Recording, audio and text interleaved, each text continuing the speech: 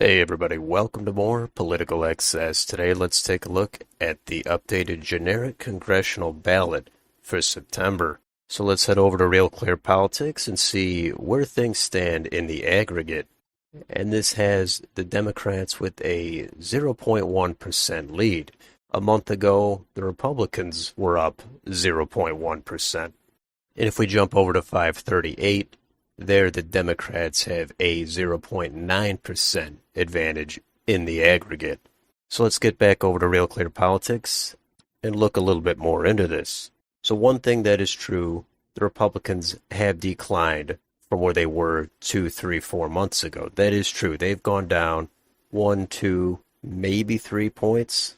However, if we look more at these polls, this is a dead even race. About half of these polls have the Republicans up 1 to 6 points, and the other half have the Democrats up 3 to 8 points. It's basically a 50-50 split. All of these sample sizes are at least 1,000, so that's good. Most of them are still using registered voters, but some are using likely voters. And I don't really see a clear-cut pattern. The best poll for the Republicans is Trafalgar, +6, and the best poll for the Democrats is YouGov at +8. So that is a wide 14-point range. If the election were held today, half of these pollsters would look really stupid. I know Rasmussen and Trafalgar, they're supposed to have a Republican lean to them, but they've still been correct in a lot of races in the past. Some of these other ones are going to have the Democrat bias, but it's still hard to draw any clear conclusion from this. In none of these polls does anyone even get to 48%. And in that YouGov poll, that's the only one where either party is under 40%. Republicans are at 38 there. For the sake of the polling industry's credibility, you'd hope that post-Labor Day, we're not going to see such a great variance between these different polling firms. If we go down to the graph, this is where we can see that the Republicans did have a lead for many months, but then the last couple, it has tightened up, and it is neck and neck. For some more context, we can go back and look at the previous elections. So back in 2020, for the generic congressional vote, the average there was Democrats ahead 6.8%, but the Democrats only won by 3.1%. So that is a moderately high margin of error. If we look at the graph there, the Democrats did hold a steady about 6 to 8 point lead during all the months leading up to Election Day. So nothing shocking happened in the closing couple of months.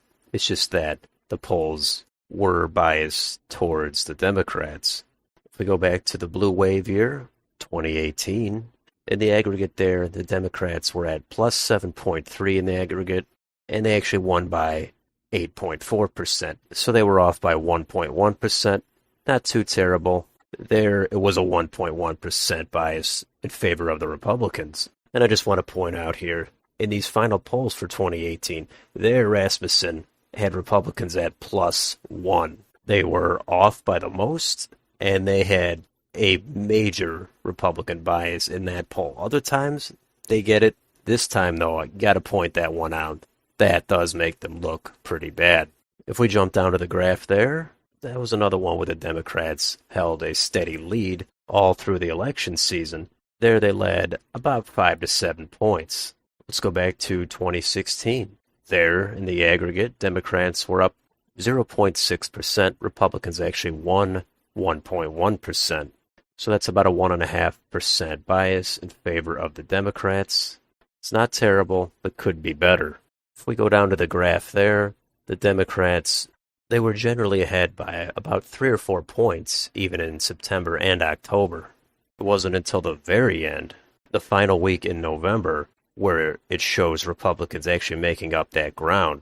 And let's look at one more of these. 2014, there the aggregate was Republicans plus 2.4%. They won by 5.7. That's a margin of error of 3.3% in favor of the Democrats. There, if we go down to the graph, the Democrats were actually ahead in July and August by a couple of points. But after Labor Day, Republicans shot way up, and they were leading by a few points until Election Day. So what does this tell us? Well, it tells us that anything could happen. The polls tend to be biased in favor of the Democrats, but not exclusively. And that doesn't mean they won't be accurate this time.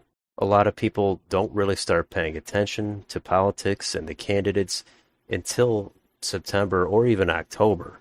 So it doesn't really matter who had a lead 2, 3, 6 months ago. What matters is what's going to come out in the polls starting in a couple of weeks.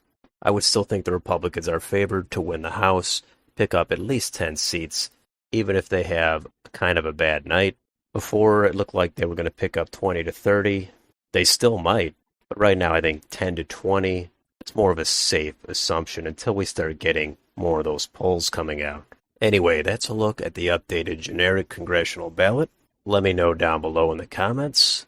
What do you think is going to happen? How many seats will flip? Do you care about these polls, or do you not trust polls at all?